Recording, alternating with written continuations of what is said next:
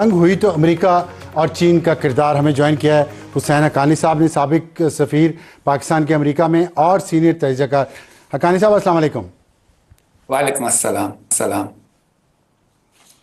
آپ دیکھ رہے ہوں کہ جو سچویشن چل رہی ہے، آپ کو بریف کرنے کا تو مطلب سورج کو چراغ دکھانے کے برابر ہے، لیکن کچھ چیزیں ایسی ہیں جیسے امریکہ نے کہا بھارت کے ساتھ ہم کھڑے ہیں اور حملے کے ذمہ داروں کو انصاف کے کٹہرے میں لانا چاہیے، جموں کشمیر پر ہمارا موقف نہیں بدلا، یہ دونوں سٹیٹمنٹس آئی ہیں، اور چین کے ساتھ پاکستان کا رابطہ ہے، وہاں سے ابھی تک کوئی بہت واضح بات نہیں آئی۔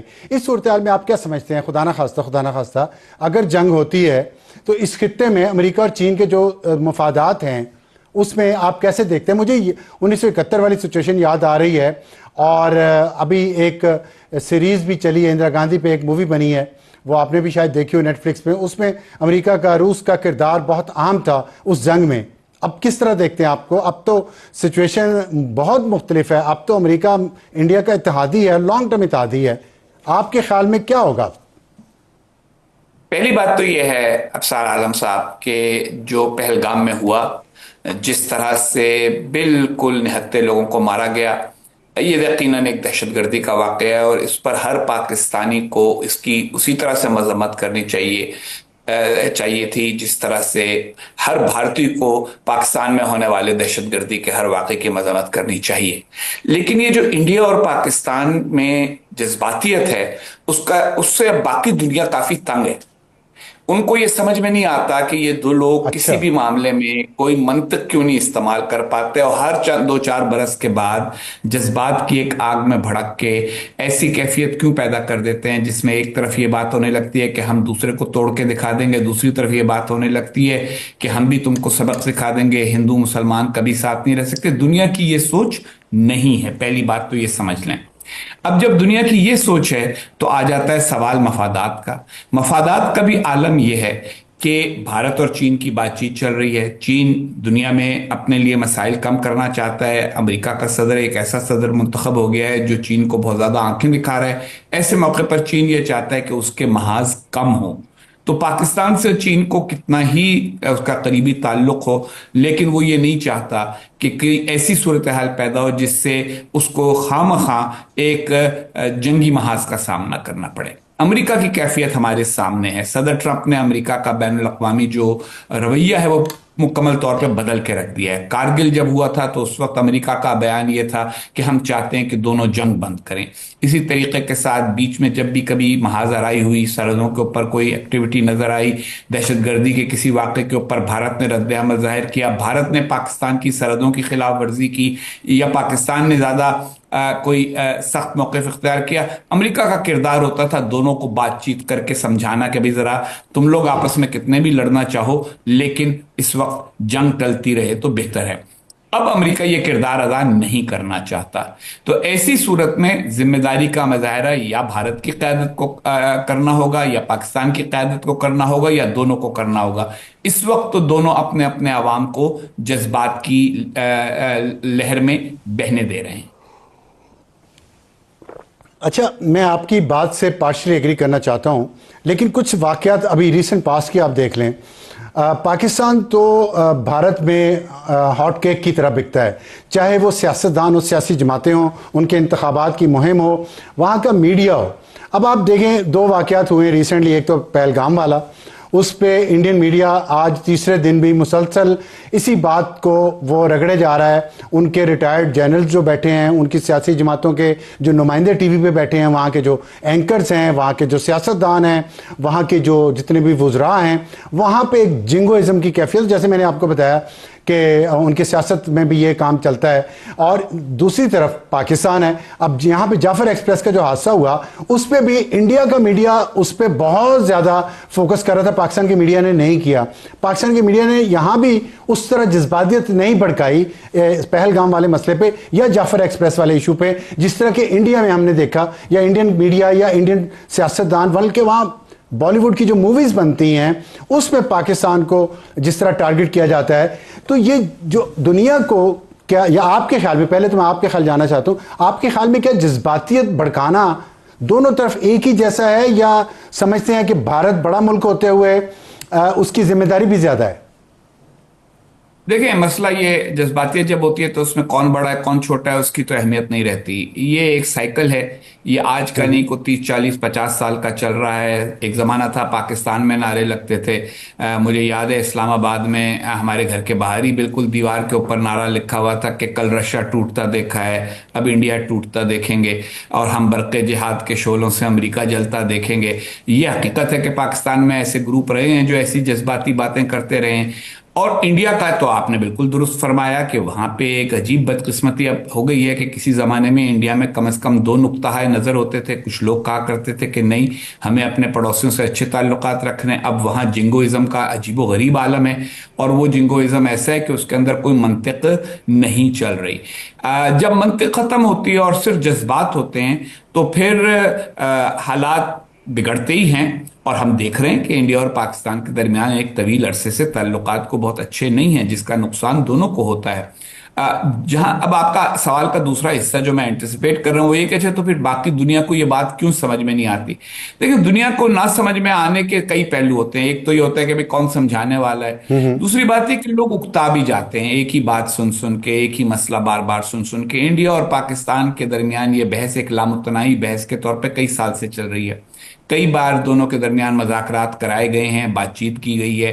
اور کارگل کے بعد سے لوگوں کا یہ خیال تھا کہ اب دونوں کو یہ سمجھ میں آ جائے گا کہ ہم ایٹمی طاقتیں ہیں. دونوں نے ایٹمی تجربہ کر لیا ہے. دونوں کے پاس ایٹمی ہتھیار ہیں تو دونوں ایک دوسرے کے ساتھ ڈھنگ سے بات کرنا شروع کریں گی.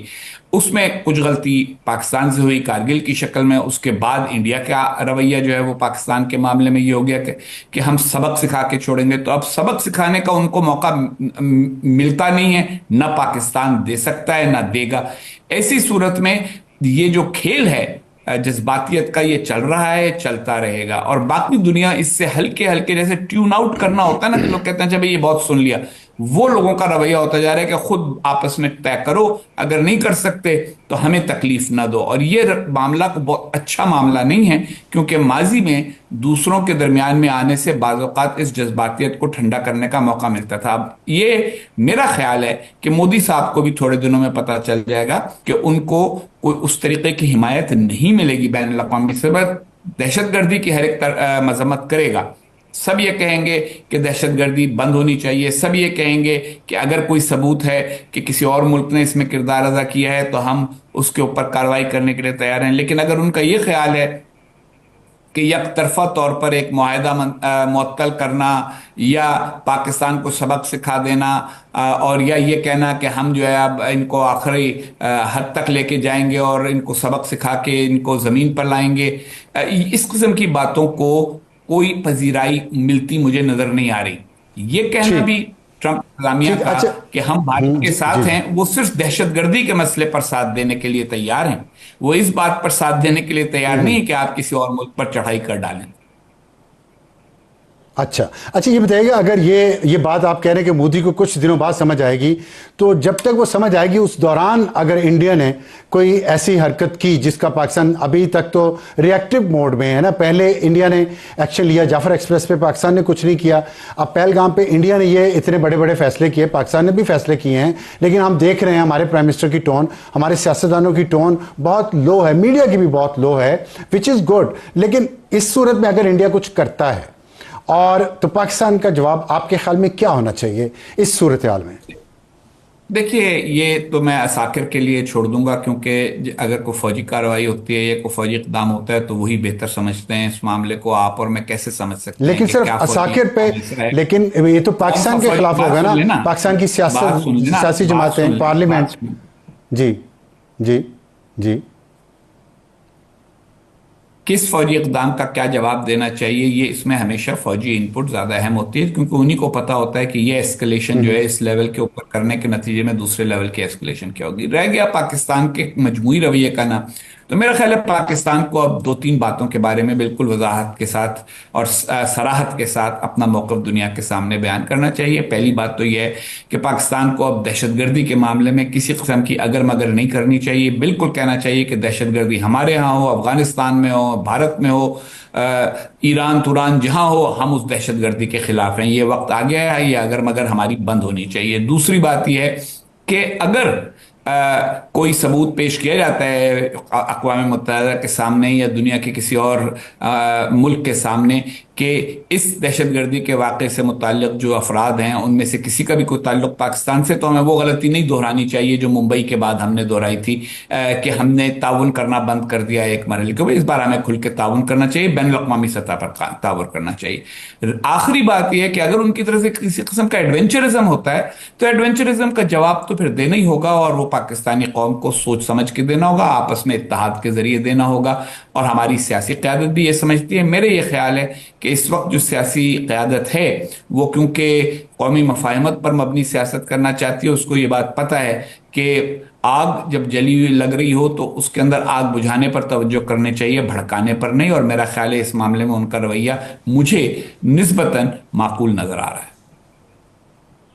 ٹھیک، آخر میں اس طرف یہ بتا دیں کہ جو اب تعلقات تو آپس میں، آپ نے کہا آپس میں دونوں ممالک کو تعلقات بنانے پڑیں گے، بات چیت کرنی پڑے گی، دنیا یہ کہہ رہی ہے، تو آپس میں تو ہم نے ڈپلومیٹک جو تعلقات ہیں وہ بہت کم کر دیے ہیں، پھر آگے کیسے ڈپلومیسی آگے کیسے چلے گی؟ کوئی بیک ڈور ڈپلومیسی ہوگی، ٹریک ٹو ہوگی؟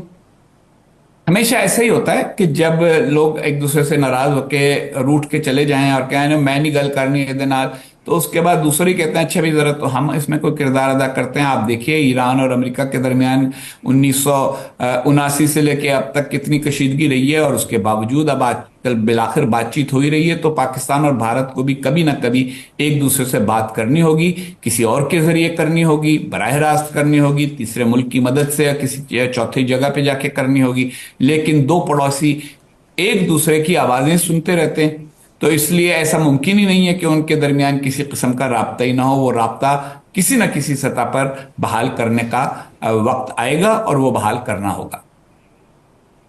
بہت شکریہ حسین حقانی صاحب۔